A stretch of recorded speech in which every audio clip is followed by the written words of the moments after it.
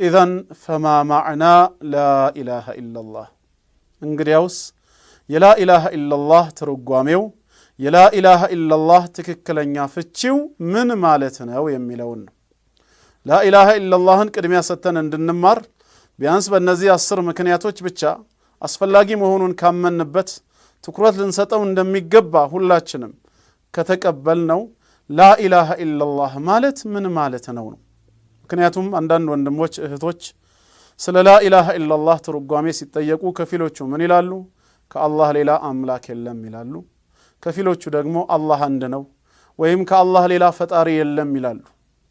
ይህን ሁሉ የተናገሩት በጠቅላላ ትክክል ናቸው፣ እውነት ነው። ከአላህ ሌላ አምላክ የለም፣ ከአላህ ሌላ ፈጣሪ የለም። አላህም አንድና ብቸኛ የሆነ እውነተኛ አምላክ ነው። ነገር ግን ላኢላሃ ኢላላህ ሲባል ዋና የተፈለገው መልእክት እነዚህን ማመን ብቻ አይደለም። ጌታ አላህ አንድ ጌታ መሆኑን እንዳመንነው፣ ከሱ ውጭ ሌላ ጌታ ሌላ አምላክ የለም ብለን እንደመሰከርነው፣ የሁሉ ነገር ብቸኛ ፈጣሪና አስገኝ ነው ብለን እንደተቀበልነው ይሄንን ጌታ በህይወት ዘመናችን ልናመልከውም ይገባል። ላኢላሃ ኢላላህ ትልቁ መልእክቱ ዒባዳ ወይም አምልኮ የተባለን ነገር ሁሉ በጠቅላላ ለአንድ አላህ አሳልፎ መስጠት ላይ ነው ትኩረት ያደረገው። አላህ ብቻውን ጌታ መሆኑን አምነን የሁሉ ነገር ፈጣሪና አስገኝ ጌታ መሆኑን ተቀብለን አንድ መሆኑን ተረድተን ግን ካላመለክ ነው ካልተገዛ ነው ትርጉም አልባ ሊሆን ነው እምነታችን። ስለዚህ ላኢላሃ ኢላላህ ማለት ትክክለኛ ፍቺው ምንድነው? ላ ማዕቡደ ቢሐቅን ኢላላህ ማለት ነው። ከአላህ በስተቀር በእውነት የሚመለክ ሌላ አምላክ የለም። በሐሰት የሚመለኩ አምላክ ሳይሆኑ አምላክ ተደርገው የተያዙ ብዙ አሉ። ከመላእክት ከነቢያትም ከደጋግ የአላህ ባሪያዎችም ከሙታን ወገንም ጭምር። ነገር ግን እውነተኛ አምልኮ ለእውነተኛው አምላክ ለአላህ ብቻ የሚቀርብ በመሆኑ ላኢላሃ ኢላላህ ስንል ላ ማዕቡደ ቢሐቅን ኢላላህ እያልን ነው። ከአላህ በስተቀር በእውነት የሚመለክ ሌላ አምላክ የለም ማለት ነው። ወላ ሙስተሒቁን ልልዒባደቲ ኢላላሁ ወሕደህ አንድ አላህ ብቻውን ካልሆነ በስተቀር የትኛውም አካል አምልኮ በፍጹም አይገባውም። ፈመን ቃለ ላኢላሃ ኢላላህ የላኢላሃ ኢላላህን ምስክርነት ባንደበቱ የሰጠ ሙስሊም ወጀበ ዐለይህ አን ዩፍሪደ አላህ ቢልዒባዳ አላህን በአምልኮ ሊነጥለው እሱን ብቻ ሊገዛው ግድ ይሆንበታል። ወአን የትሩከ ዒባደተ ማ ሲዋህ ከአላህ ውጭ ያለን በጠቅላላ ከማምለክ መተውና መጠንቀቅ አለበት። ላኢላሃ ኢላላህ ፍቺው ያ ነው። ላ ማለት ትርጉሙ የለም ማለት ነው። አፍራሽ ቃል ነው፣ ነፍይ ነው የሚለው ውድቅ ያረጋል፣ ያገላል። ላ ብለን ስንናገር የለም ምንድነው የሌለው ሲባል ኢላህ ይላል ቀጥሎ። ኢላህ ቢማዕና አልማዕቡድ ማለት ነው። አምልኮ የሚገባው የለም እያልን ነው። ኢላህ ማዕቡድ ማለት እንደሆነ ሱረቱ ዙኽሩፍ ቁጥር 84 ላይ ማየት ይቻላል። ወሁወ አላሁ ፊ ሰማኢ ኢላሁን ወፊል አርድ ኢላህ ይላል። ወሁወ አለዚ ፊ ሰማኢ ኢላሁን እርሱ አላህ ማለት ያ በሰማይ የሚመለክ ነው፣ መላእክት ያመልኩታል። ወፊል አርድ ኢላሁን በምድርም የሚመለክ ነው፣ ከሰዎችና ከጂኒ የሆኑ ሙስሊሞች አላህን ስለሚገዙት ማለት ነው። ኢላህ ቢማዕና አልማዕቡድ የሚመለክ። ላ ስንልኛ አሁን ምን እያልን ነው? ውድቅ እያደረግን ነው። የለም ኢላሃ አምልኮ የሚገባው የሚመለክ የለም እንልና ኢላ አልንቀጥለን ሲቀር ማለት ነው። ኤክሰፕት ማን ሲቀር? አላህ ሲቀር። አንድ ላይ ላኢላሃ ኢላላህ ማለት አይ ላ ማዕቡደ ቢሐቅን ኢላላህ ከአላህ በስተቀር በእውነት የሚመለክ ሌላ አምላክ የለም ነው። በእውነት የምትለዋ ቃል ቢሐቅ የምትለዋ እዚህ ትርጉም ውስጥ ለምንድን ነው የተካተተችው? ከአላህ ውጭ ያሉ በሐሰት አምልኮ የሚቀርብላቸውን ከእውነተኛው አምላክ ከአላህ ነጥሎ ለማሳየት ነው። አላህም ስለ ራሱ እንደተናገረው በሱረቱል ሐጅ ምዕራፍ 22 አንቀጽ 62 ላይ ذلك بأن الله هو الحق አለ።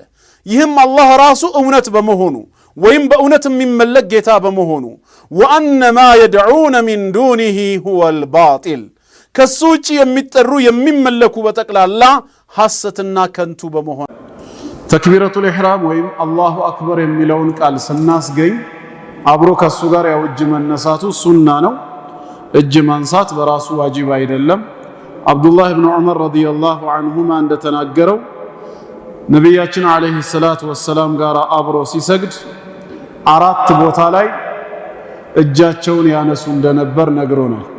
አንደኛ ተክቢረቱል ኢሕራም የመክፈቻው ተክቢራ ላይ፣ ሁለተኛ ወደ ሩኩዕ በሚወርዱ ሰዓት፣ ሶስተኛ ከሩኩዕ ሲነሱ ሰሚዐ አላሁ ሊመን ሐሚዳ ሲሉ፣ አራተኛ ደግሞ ከመጀመሪያው ተሸሁድ ወደ ሶስተኛ ረክዓ ከተቀመጡበት በሚነሱ ጊዜ ማለት ነው። እጅ በእነዚህ ሰዓት ማንሳቱ የተወደደ ነው። እጅ ወዴት ነው የሚነሳው ከተባለ 2 አይነት አነሳስ አለ። አንደኛው በትከሻ አቅጣጫ ሲሆን አላሁ አክበር በሚባልበት ጊዜ፣ ሁለተኛው ደግሞ በጆሮ ትይዩ ማለት ነው። በጆሮ ትይዩ እጅ ወደ ላይ ይነሳል። በዚህ መልኩ ማድረጉም የተወደደ ሱና ተግባር ነው። ሁለቱም ማስረጃ አላቸውና ማለት ነው። አሁን ተጨማሪ የምናነሳው ነጥብ ወቅቱ ረፍዑል የደይን እጅ የምናነሳበት ጊዜ ከተክቢራው አንጻር ምን ጊዜ ነው የሚሆነው ለሚለው 3 አይነቶች አሉ። ይሄን ተከታተሉ። አንደኛ አልወጅሁል አወል የመጀመሪያው አይነት ጃአ ማ የዱሉ ዐላ አነሁ ሰለላሁ ዐለይሂ ወሰለም ረፈዐ የደይህ ሱመ ከበር። የአላህ መልእክተኛ ቅድሚያ እጃቸውን ካነሱ በኋላ ከዛ በኋላ አላሁ አክበር የሚሉበትም ማስረጃ ተገኝቷል። ይሄ ማለት ምንድነው? አላሁ አክበር አሁን ማን የቀደመው? እጅ ነው የቀደመው። ተክቢራ ከኋላ የተከተለበት ማለት ነው።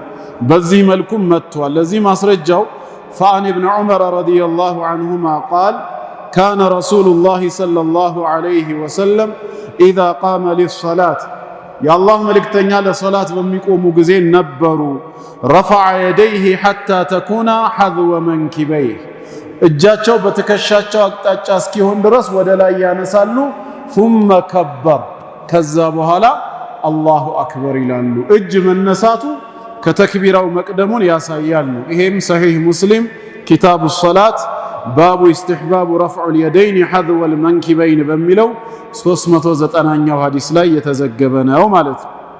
አልወጅሁ ታኒ ሁለተኛው አይነት ደግሞ የአሁኑ ተቃራኒ ጃአ ማ የዱሉ ዐላ አነሁ ሰለላሁ ዐለይሂ ወሰለም ከበረ ሱመ ረፈዐ የደይህ አላሁ አክበር ካሉ በኋላ እጃቸውን ያነሱበት አላሁ አክበር ከዛ እጃቸውን ማለት ነው ከኋላ የመጀመሪያውን ተቃራኒ። በዚህ መልክም የመጣ አለ። ፈዐን አቢ ቂላበተ ከአቢ ቂላባ እንደተላለፈው አነሁ ረአ ማሊክ ብን አልሑወይሪት ረዲየላሁ ዐንሁ ማሊክ ብን ሑወይሪትን አየው። ኢዛ ሰላ በሰገደ ጊዜ ከበረ መጀመሪያ አላሁ አክበር አለ። ሱመ ረፈዐ የደይህ ከዛ በኋላ እጆቹን አነሳ። ይህንን ተግባሩን መሰረት አረገና ደግሞ ወሐደተ አነ ረሱለላሂ ሰለላሁ ዐለይሂ ወሰለም ካነ የፍዐሉ ሃከዛ የአላህ መልእክተኛም እንደዚህ ይሰሩ ነበር ብሎ ተናገረ ማለት ነው። ሙተፈቁን ዐለይህ ቡኻሪና ሙስሊም የተስማሙበት ነው። ይሄ ሁለተኛው። ሶስተኛው ብዙዎቻችን የምንፈጽመው ደግሞ ምን አይነት ነው? ጃአ ማ የዱሉ ዐላ አነሁ ሰለላሁ ዐለይሂ ወሰለም ረፈዐ የደይህ መዐ ተክቢር ወንተሃ ሚንሁ መዐ እንቲሃኢህ እጃቸውን ከተክቢራ ጋር እኩል ያነሳሉ። እጃቸው ደረታቸው ላይ በሚያርፍበት ጊዜ ተክቢራው አብሮ ያልቃል ማለት ነው። ይሄም አላሁ አክበር እኩል ይጀመራል፣ እኩል ይጠናቀቃል። በዚህ መልኩም ይቻላል። ለዚህ ማስረጃው ፈዐን አብዱላህ ብን ዑመር ረዲየላሁ ዐንሁማ ቃል ከአብዱላህ ብን ዑመር እንደተላለፈው ምን ይላል? ረአይቱ ረሱለላሂ ሰለላሁ ዐለይሂ ወሰለም ኢፍተተሐ ተክቢረ ፊ ሰላህ የአላህ መልእክተኛ ሰላታቸውን በተክቢራ ሲከፍቱ አይቻቸዋለሁ። እንዴት ነበር ያረጉት? ፈረፈዐ የደይህ ሒነ ከበር አላሁ አክበር ባሉ ጊዜ እጃቸውን አንስተው ነበር። ሐታ ጀዐለሁማ ሐዝወ መንኪበይህ በሁለት ትከሻቸው አቅጣጫ ትይዩ እስኪያረጓቸው ድረስ ይላል። ይህንንም ቡኻሪና ሙስሊም የዘገቡት ነው። ስለዚህ ያው በጥቅሉ የሳምንቱን ሁለተኛው ተክቢረቱል ኢሕራም የሚለውን ለማጠናቀቅ ያህል ነው። ሶስተኛው ምንድነው? ሰውየው ከፈርድ ሰላት ላይ ከቆመ አላሁ አክበር ኩርሲይ ራሱን የቻለ አንድ ዓለም ነው ይሄ ኩርሲይ ተብሎ የሚጠራው ዓለም በስፋቱ ከሰማያትና ምድር እጅግ የገዘፈ ነው ይባላል ምንድነው ኩርሲይ ሲባል ከአብዱላህ ኢብኑ አባስ እንደተገኘው መውዲዑል ቀደመይን ተብሏል ፈጣሪ አምላካችን አላህ ሁለት መለኮታዊ እግሩን የሚያሳርፍበት ከማ የሊቁ ቢጀላሊሂ ወዐዘመቲሂ እንደ መለኮታዊ ክብሩ እንደ አምላክነቱ በሚገባው መልኩ ليس كمثله شيء አላህን የሚመስለው ምንም ነገር የለም በባህሪውም በስራውም በመጣው መሰረት ግን ኩርሲይ መውዲዑል ቀደመይን እንላለን ሁለት መለኮታዊ እግሩን የሚያሳርፍበት ይሄ ኩርሲይ የት ነው የሚገኘው ሲባል ከሰባት ሰማይ በላይ ነው የሚገኘው ከባህር በታች ነው የሚገኘው ኩርሲዩ ከላይኛው እስከ ታችኛው ያለው አውተር ፓርቱና ኢነሩ ብቻውን 500 ዓመት ያስኬዳል ነው የተባለው 500 ኪሎ ሜትር ሳይሆን 500 ዓመታትን ያስኬዳል ከታችኛው ጫፍ ተነስቶ ላይኛው ጫፍ ለመድረስ ማለት ነው 500 ዓመት ይፈጃል ምን አይነት ግዙፍ ፍጥረት ቢሆን ነው እንግዲህ እንዴት ነው ከሰማይና ምድር አንፃር ያለው ትልቀት ሲባል كأبي ذر الغفاري يتلالف عند حديث الله أنه سأل النبي صلى الله عليه وسلم عن الكرسي السم يا الله ملك تنيان سل كرسي من النت أيكاتشو فقال رسول الله صلى الله عليه وسلم من عنه ملك تنيان والذي نفسي بيده نفسي بجبونة شوقيتا ملالو ما السماوات السبع والأرضون السبع عند الكرسي سبات سمات سبات مدر ኩርሲይ ጋር ሄደው ሲነጻጸሩ ምንም አይደሉም ኢላ ከሐልቀቲን ሙልቃቲን ቢአርድ ፈላት በጣም ሰፊ በሆነ መሬት ላይ የተወረወረ የእጅ ቀለበት ነው የሚሆኑት እንጂ አሉ ሰባት ሰማይ ከዚህ ግዝፈታቸው ጋር ሰባት ምድር ከዚህ ትልቀቱ ጋር አንድ ላይ ተደምረው ኩርሲይ ጋር ሲነጻጸሩ ኩርሲይ እንደ ሰፊ ጋሻ መሬት ይሆንና ሰባት ሰማይ ደግሞ ምን ይሆናሉ እንደ ቀለበት ይሆናሉ ማለት ነው ጋሻ መሬቱ ላይ የተወረወረ በዚህ መልክ ነው እነሱን የሚወጣቸው እሱም ተራ ደረሰውና وان فضل العرش على الكرسي ያሉ መልእክተኛው አርሽ ተብሎ የሚጠራው መخلوቅ ያ ግዙፉ ዓለም ደግሞ ከኩርሲይ ጋር ሲነጻጸር ምንድነው ሲባል كفضل الفلات على تلك الحلقه ልክ ቅድሙ ኩርሲይን በጋሻ መሬት በሰፊው አልተመሰለም እሱ አርሽ ይሆንና ቀለበት የተባለው ኩርሲይ ይሆናል ሰማይና ምድርን እንደ ቀለበት የጎረሰው ኩርሲይ በተራው አርሽ ላይ ሲወረወር እሱ ራሱ ቀለበት ይሆንና አርሽ እንደ ጋሻ መሬቱ ይሰፋል ማለት ነው ይሄ ደግሞ ምን ያሳየናል አርሽ ተብሎ የተጠራው መخلوቅ ከኩርሲይም ከሰማይ ከምድርም የሰፋ እጅግ ግዙፍ ፍጥረት ነው ማንንም ሊለካው አይችልም ነው አላህ ከአርሽ በላይ ሆኖ አርሹን የሚሸከሙት መላእክቶችንም ከዛ በታች ያለውንም ፍጥረት ሁሉ የሚጠብቅ ጌታ ነው የሚጠበቅ ሳይሆን የሚጠብቅ وهو رب العرش الكريم የውብና የሚያምረው የታላቁ አርሽ ጌታ ነው አላህ ተንከባካቢው ነው ጌታችን ኃያል አምላክ ነው